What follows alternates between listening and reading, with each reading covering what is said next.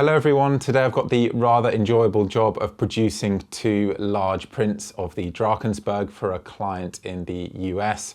I can't actually produce these prints here, so I'll probably do the end of the video actually having a look at the prints on a different day when I've collected the photos from the printers, because the printer behind me that I use to do a lot of my printing can only print up to A2. I don't have the space for a larger printer, but that should be useful for you guys because it means that I'm having the prints done externally. So there's some different considerations if you can't do any actual physical hard proofs yourself, which I do with some of my images. So hopefully this will actually just give the video a bit more relevance, but I'll be taking you through the edit of one of those images in Photoshop. So just showing you the edits that I have done in Photoshop and talking you through those. And then we're going to resize the image, sharpen it, and finally prepare it for the actual printing. So let's get started. So this is the photo that we're going to print to 40 inches, and it's a view from the Drakensberg. This is the Umbundini Abbey, also known as Fangs Pass, and it has a rather spectacular wide view, but with lots of smaller views, of which this is my favourite, with this rather beautiful ridge behind very prominent rock pinnacles here. So it's a pretty dramatic scene, and one that I should be visiting around this time of year. Actually, I'd usually be out there with a workshop group right about now. This is 2 days into a hike that I run out there, but no such luck this year. Obviously, events have conspired against us, but at least I get to make a large print of this photograph. So I'm going to talk through my Photoshop edits first. This is what I did in Lightroom. So already at this point, I've added contrast, I've adjusted the highlights and shadows, I've changed the white balance to make it colder to cut through some of the light bleed from the rising sun. And so really a lot of the heavy lifting has already been done in Lightroom, but I thought I'd take you through some of the particular edits that I've done in Photoshop. So there's a little brightening adjustment first off, which I should have done in Lightroom, but to be honest, it does no harm doing it at this point. And then I've set a black point in Photoshop because I've got just slightly more precision setting the black point here. So I tend to prefer to do it in Photoshop. No particularly good reason though. And then I've removed this flare at the top. That's using a curves adjustment, and I will teach you how to do that in a subsequent video. And this second edit here just darkens down that local patch up there as well. So I've more or less eliminated the flare at this point. And then I've got two adjustments that do more or less the same thing. So if you look at this area here, you'll see that I'm just adding a bit of contrast. And I've split this across two adjustments because when I added the contrast, there was a little bit too much saturation coming in. And so I've put this top layer to luminosity mode, which means it will affect the tone, but not the saturation. Then I've desaturated the reds and oranges in the pinnacles here. I just felt they were a bit too strong and distracting. And then finally, I've darkened around the pinnacles. So when I used the highlights and shadows sliders in Lightroom, they did brighten around these pinnacles a little bit too much. So that's what that correction does there. So let's get into our print process, and the observant of you will have noticed that I've already renamed my file here. So we're actually working on a copy here, not on that master file. And that's of course something you want to do if you're going to have a destructive printmaking process. And by destructive, I mean it's non-reversible. So the kind of changes I'm going to make, you actually can't step back and make or undo the adjustments that I've made here. I'm going to bake them into the file. And I'm going to do that by just selecting all of the layers and pressing Control E. There are actually non-destructive ways that you can create prints, but to be honest, it takes me a few minutes to go through this process, and I very rarely actually want to go back and undo what I've done because I do give some consideration to my process.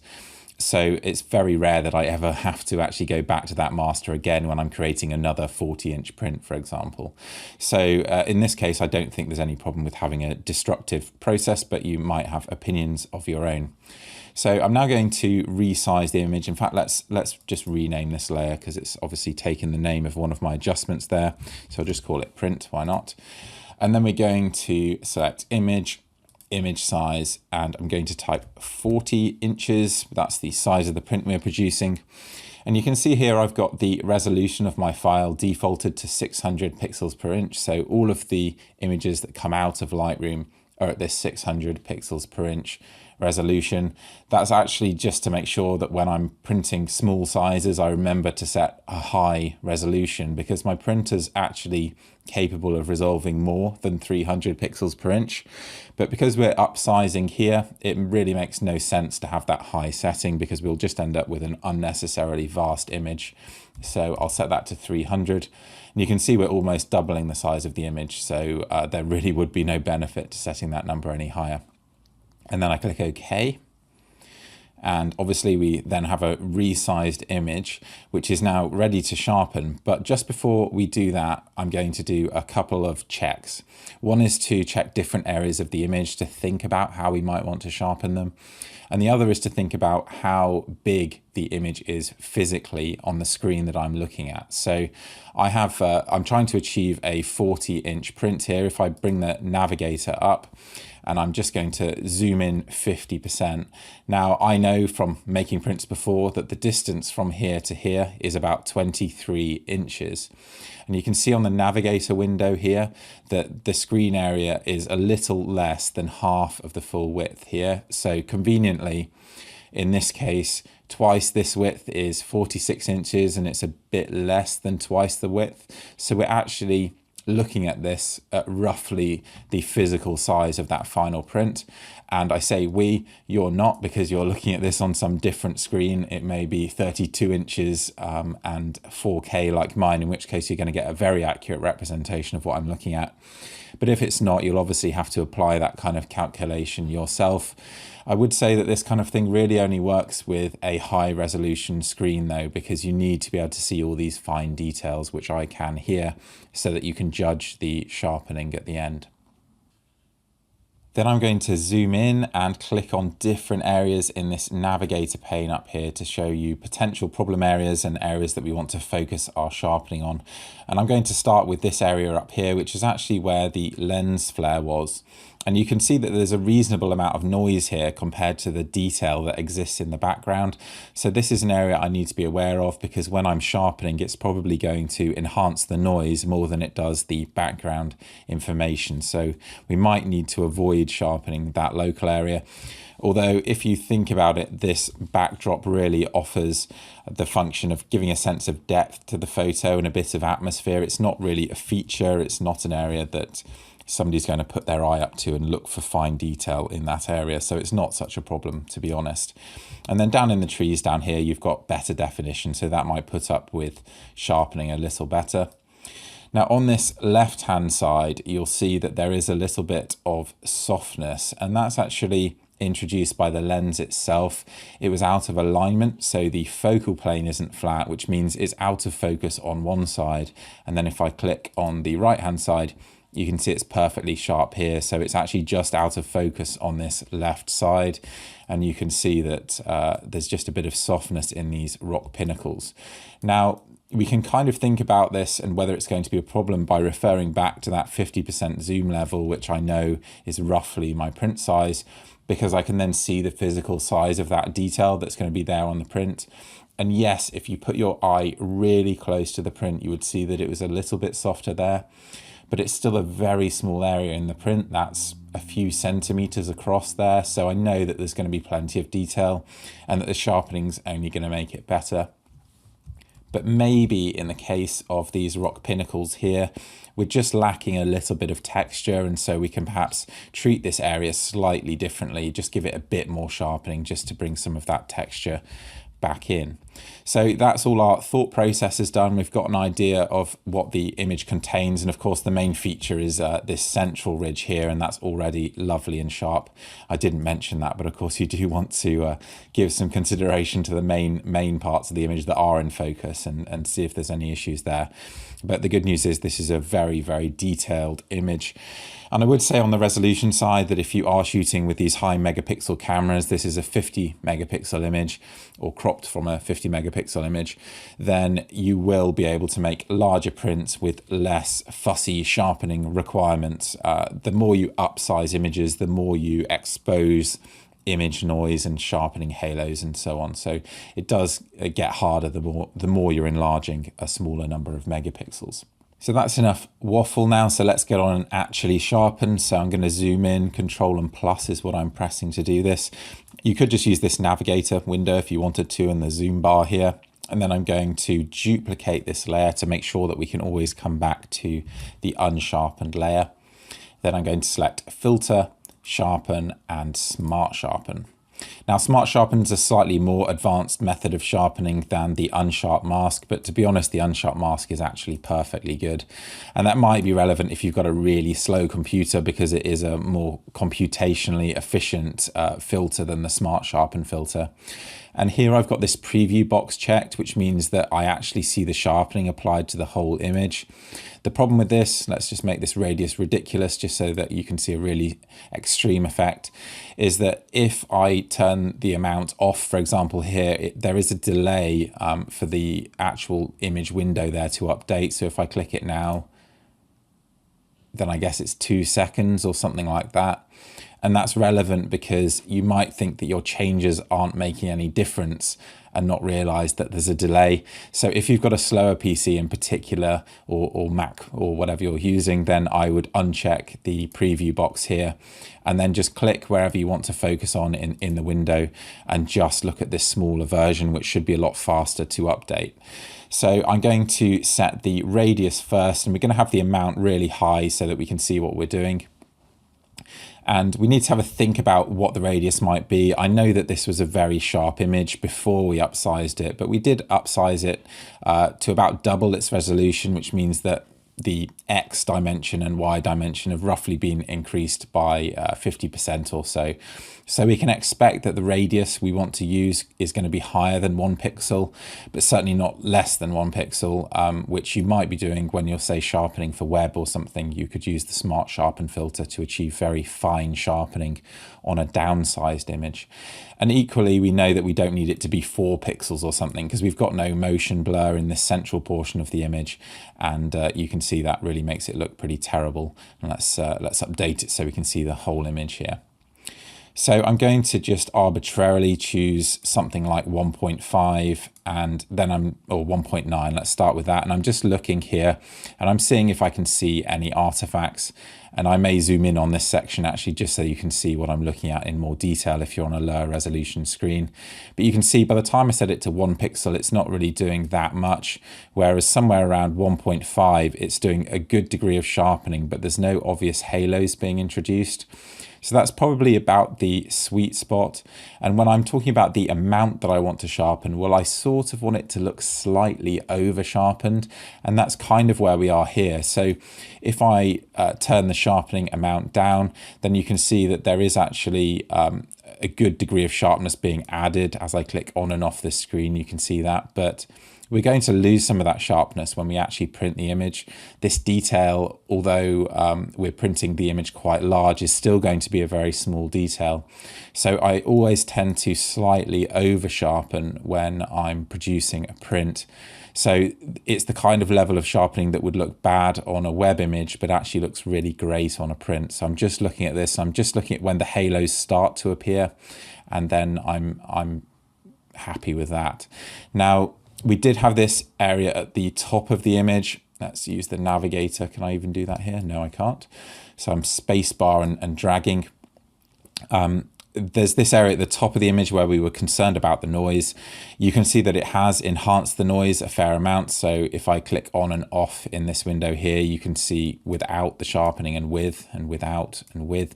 So it is making that noise a lot worse. So what we could do is use this reduce noise slider. So I'm going to slide that off to the right, and you can see that it then stops from sharpening that noisy area, and we're still getting a little bit of sharpening on the trees. But the problem I have with this is it starts to create a slightly weird texture. So you can see the edge of the trees sharpened, and there's a bit of noise that's sharpened, but not all of it. And to be honest, I find that kind of texture rather off-putting, and I'd actually rather just have either the noise like this or no noise by masking this area out and just not sharpening it, which is what we're going to do in this case. And another reason why I don't want to reduce noise here is if I click on this area of shadow down on the hillside here, in fact, let's just look at that a bit closer. And then I turn the reduce noise on here. then you see that I actually start to lose some of the sharpening of some of those finer details in the grasses that I really want. So if we look at this area, you can see there is no real noise. So we know that this that we're sharpening is real detail, and that's going to look really good in the print. So I don't want to lose that sharpening effect in this case. So I'm happy with that with no noise reduction, and I'm going to click OK. And now I'm going to mask out that area at the top so that we're not actually sharpening in that area. So I'm going to click the layer mask button here, and I'm going to paint black wherever I don't want that adjustment to be applied. And sorry if you're not familiar with Photoshop and layer masks, but I can't really explain them here. So I'm going to paint, I've got a 50% opacity brush at the moment, so I'm going to press 0 to set that to 100%, and I'm actually just going to completely eliminate any sharpening at all in this area. And you can see that there's still lots of detail. It's still going to look good in the final print, but we don't want to enhance that noise and have that distracting problem. And I do have a big soft edged brush here, and that's going to have the benefit of making sure that we have a bit of a transition between where we're sharpening and where we're not. I'm not actually quite sure why my canvas is jumping around like that, so apologies for the jitter in the view. But you can see now that I'm painting away that noise and everything looks good again, so we've not got those problems. And again, this bottom area where the trees are better defined, that sharpening is actually doing a good job, so we're going to leave that in that area. I'm just selecting a smaller brush just so I can paint a bit more specifically. And now we're into this blurred region, and again, we certainly don't want sort of 1 pixel-ish sharpening in that area, because we'll end up sharpening the noise but not the detail behind. But you can see actually that on this grass here, we do get a little bit of a beneficial definition effect from that sharpening. So let's just look at these slightly blurred grasses, and you can see that the definition is improved. And if we zoom out to 50%, that's one more step in fact, then again that detail is very small on my screen, but it's looking just a tiny bit crisper with that sharpening effect, so we're going to leave it there. And now everything is looking really quite good. We can have a little fly around the image, and you can see all of these shadow areas just have huge amounts of detail in them. There is some noise, but it's very low level, so that's going to completely disappear when we do the print, and I'm going to demonstrate that by doing a bit of a proof print, a hard proof on my printer here of a small section or sections of the image, just to show you that. But one area that maybe could do with some additional sharpening is this rock pinnacle here. So you can see it's just lacking a bit of texture and a bit of crispness to that texture. The edge where the grasses are, that actually looks plenty sharp enough, but it's this shadow area that we're going to do a second sharpening pass on. Now you could do this two ways. You could either sharpen on top of the unsharpened layer, which is probably the better method, or you could sharpen on top of your sharpened layer, which might give you a slightly different texture. That second method is maybe not the purist's way of doing it, so we'll keep them happy by duplicating our unsharpened layer. And this time I'm going to sharpen this pinnacle in really quite a harsh way. So we're not thinking about what's happening in the rest of the image. We're just thinking about this pinnacle. And I'll use the unsharp mask because it does a perfectly good job. And then we've used both sharpening filters in this video. So I'm looking at this area and I'm just trying to enhance that texture as much as possible so that it looks really rich and detailed. So I'm going to keep the radius about the same. It's probably going to do a perfectly decent job, and then just set the amount until everything starts to look nice and detailed. And you can see that we're starting to get a bit too much of a halo around the rock. The edge doesn't look so good, so we are going to make sure that it's only applied to the shadow area here. The threshold does a similar thing to the noise reduction in that it will only sharpen if the noise is within the threshold of this slider here. So in other words, as I set this higher, it will only sharpen hard edges as opposed to finer detail. I occasionally will set this to 3 or 4 to stop it from sharpening the finest noise. But in this case, I'm actually going to set it to 0, because if it sharpens a bit of noise in these rock textures here, I think that noise is actually going to lend the idea of texture to the rock. So I actually think that noise in this specific case isn't a problem at all.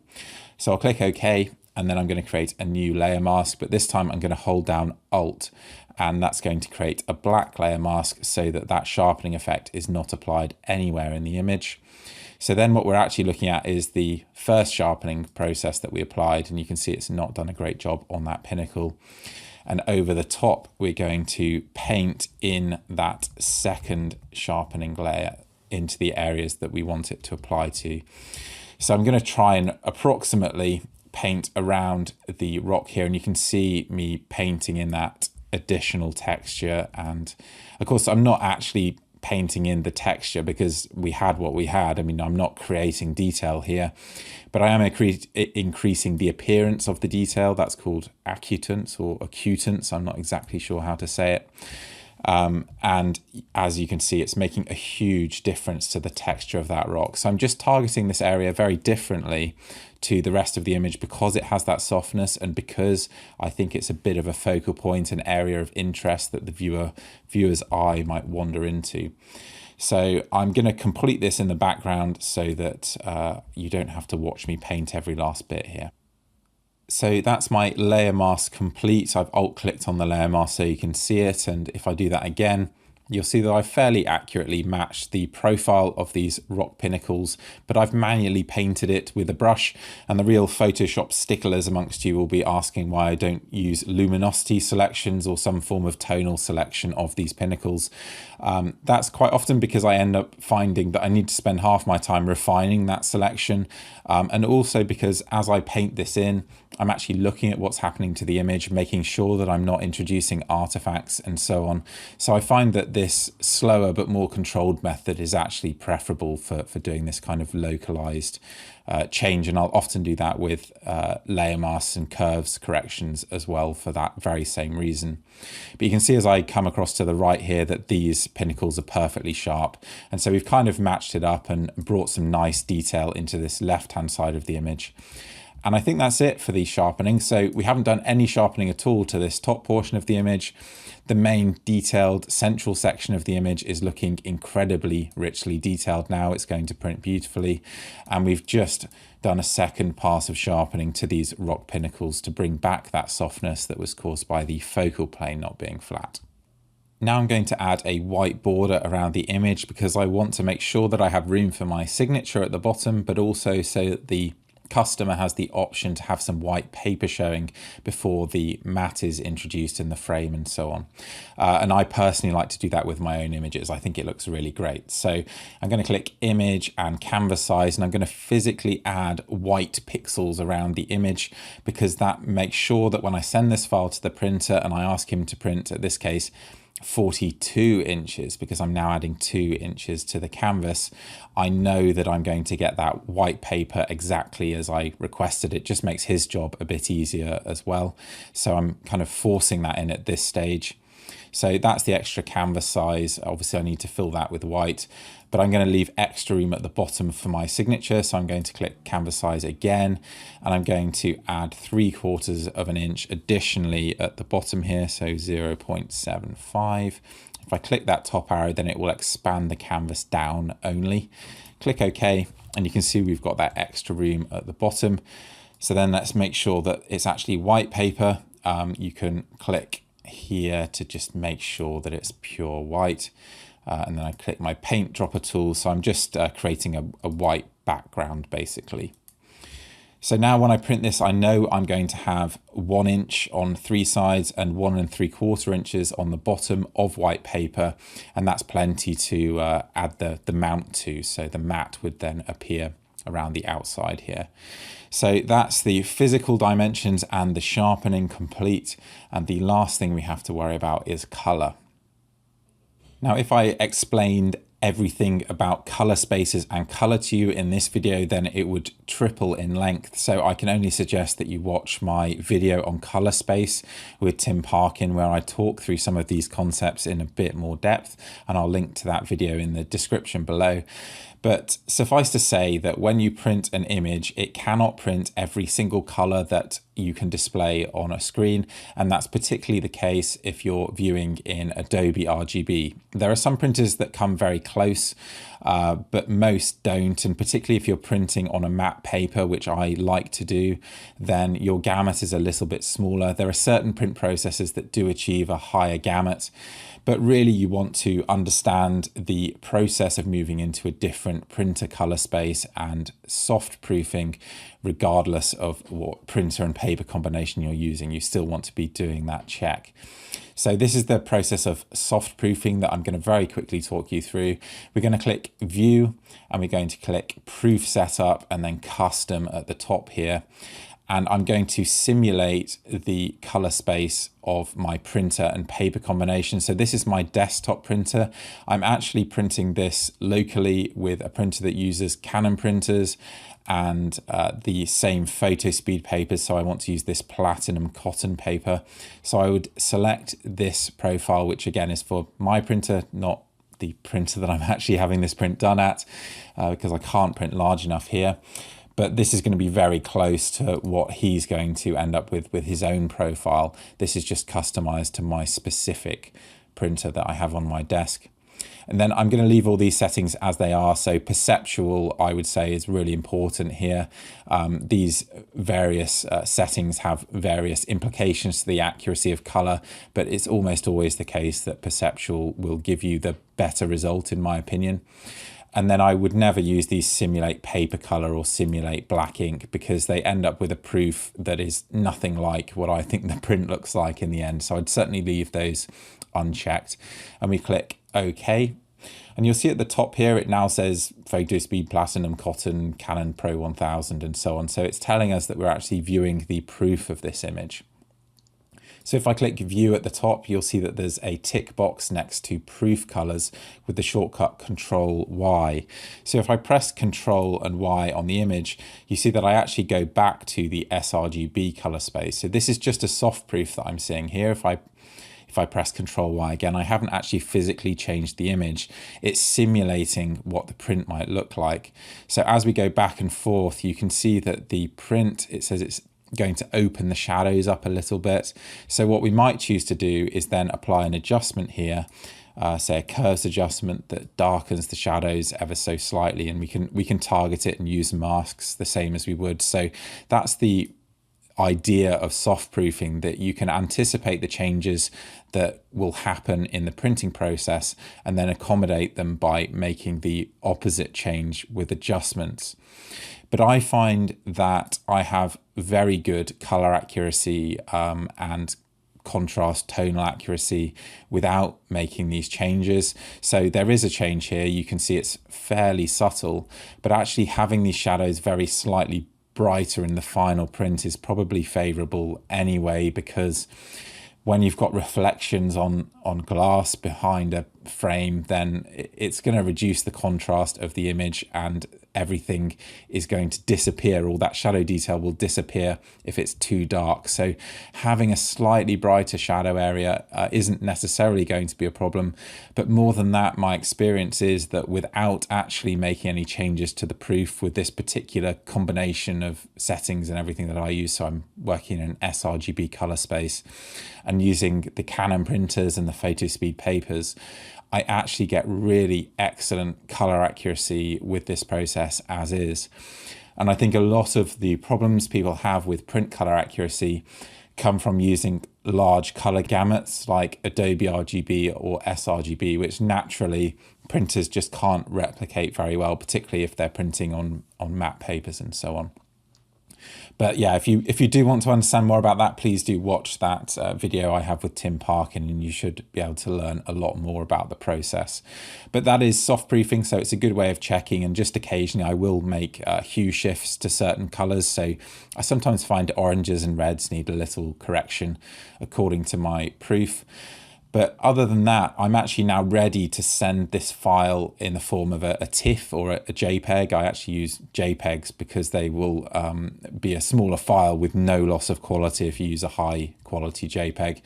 Because on the pixel level here, our details are really quite large compared to the degree of compression that a JPEG would apply. So I will be sending this to the printers as a JPEG. And I won't be converting to the printer color profile because I trust the printer to do that based on his specific color profile for his printer that is perfectly calibrated. And I don't have his profile, and I just don't need it because I've now printed with him enough that I completely trust him to make those choices and not change my image, because I know that I'll get good accuracy. But if you did have a printer that you needed to change your color profile to, then you can do that using Edit, Convert to Profile here. So not assign profile, that's completely different. Definitely don't use that. You want to convert to profile. And you can see here I've got my working space, so sRGB, and this is the destination space. So this would be where I would select the printer's color profile to convert my colors to, and then I click OK, and it would just move from sRGB into that new printer color space. But to be honest, most printers will do that themselves if you send the file as sRGB or Adobe RGB. So use their profiles for your proofing, but no, don't necessarily convert them, or at least understand what their default process is before you do that. So hopefully that's kind of clear. I appreciate it's actually a really difficult subject to talk around. It's maybe easier if I'm just talking about printing on my own printer here, in fact, because then I have this absolutely set in stone process that I can explain to you. But what I am going to do now is produce a proof, a hard proof on my printer. So I'm just going to cut out some sections of this image that I want to check. So that's going to be this top section where the flare was. I just want to see if there's nice levels of detail there. It's going to be this top corner where the grasses are. It's going to be this pinnacle to see that I have nice texture there. And then it's going to be the central portion of the image, which I want to look at its best. So I'm going to cut out those 4 images and print them at 1:1 scale, just to make sure that all the details on my final 40-inch print look fantastic. So it's a few days later and I'm just about to head off to the printers to pick up those final prints. But before I do, I have of course printed those proofs. I printed them a few days ago, in fact, and made some adjustments based on what I saw on the proofs, because there was actually an area that I wasn't happy with that we're going to take a look at now, and the change that I made to correct that. I do have a light behind me, so you may have seen this in my videos, but this just has a daylight light bulb in it, which is perfectly good for trying to assess color accuracy and so on. Some people might spend money on really advanced Kelvin balanced lighting setups, but I think that's overkill, and this should do a great job. So let's have a look at that problem area. So this is the hard proof printed at A2 on photo speed platinum cotton. So each one of these areas is an A4 printout. So it's really going to let me see what's going on in the general areas of the image that I'm most interested in. So we're going to go through these one by one, and it's this final section that we're going to spend a bit more time on explaining why I made some changes in that area. This was our noisy area, so the lens flare was around here, and that contrast adjustment had brought out the image noise. So I didn't sharpen this top portion of the image at all, and we can actually see that the noise has almost disappeared. So there's a little bit of that noise definition that's actually been lost in the printing process, and the result is that the area looks still very detailed, but very clean and more or less free of noise. But we did sharpen this area lower down, and these trees here are beautifully well defined. I printed this section because it showed that soft left-hand side of the image. So again, in this top left-hand corner, we didn't apply any sharpening at all, but this ridge was sharpened with the same sharpening as the image as a whole. And actually it's very nicely defined. It isn't as crisp as the rest of the ridge, but I certainly don't think that this area is going to be a problem because it's just on such a small scale. This is the central portion of the image, and this is the bit that I wanted to be the star of the show, the area that I really want to look at its absolute best, and it certainly does. Now, if I put my eye really close to the print, then I can just make out that slight over sharpening. But at any sort of normal viewing distance from about a foot away, it just looks fantastically detailed, and it also looks good from a reasonable distance, which is why I like to sharpen with this 1 pixel radius as opposed to the larger radiuses that some people would use if they're based on a viewing distance of a few feet away from the print. So it looks really good very close to the print, but it also looks great at a distance. And this final section was the only section that I had problems with. So I printed this area because I wanted to see how the textures came out on that left-hand side, the slightly out of focus rock, but also to see how the deepest shadows were handled. When I print on matte paper, I do sometimes find that the shadows can merge together, and that particularly seems to happen with blues, interestingly enough. But here you can see that the blues are slightly oversaturated and all of these shadow tones are just merging together a little bit. So there's still some definition there. You can see all the details, but they're just a bit too close. There's not enough variation to bring out those details. So that was the area that I needed to change. And so I printed a second hard proof once I'd made some curves and hue saturation adjustments. So I basically created a soft edged curve adjustment over this entire area. I could have created a hard edged luminosity mask following the pinnacles, but if I did that, I'd be brightening the pinnacles relative to the backdrop, and so the two would merge together, and I didn't want to do that, hence the more general brightening adjustment. And although the difference between these two is relatively subtle, it makes all the difference with the appearance of detail, texture and colour in these pinnacles. So I never want to make them look bright, of course, but the way that the details are now revealed in this area is far preferable to that initial print that we started with. So that is the benefit of hard proofing. So I've just come back from the framers and here is that final 40-inch print. I really couldn't be happier with how it's come out. It perfectly matches those hard proofs, and in fact I'll just hide behind it so you can see the whole thing. And it really accurately matches what I have on screen. I've got absolutely no quibbles there, so I'm sure that the customer's going to be happy. And that hard proof process, it is a little bit time consuming and it's expensive too, because of course the printer and inks are not cheap, but it's well worth it for a print of this size because you can make sure that the customer gets the absolute best quality image that you can deliver. And on that note, I think that's a good point to finish this video. If you'd like to hear more about my print process, then drop some questions in the comment boxes there, and of course please do subscribe if you'd like to see more of this kind of content.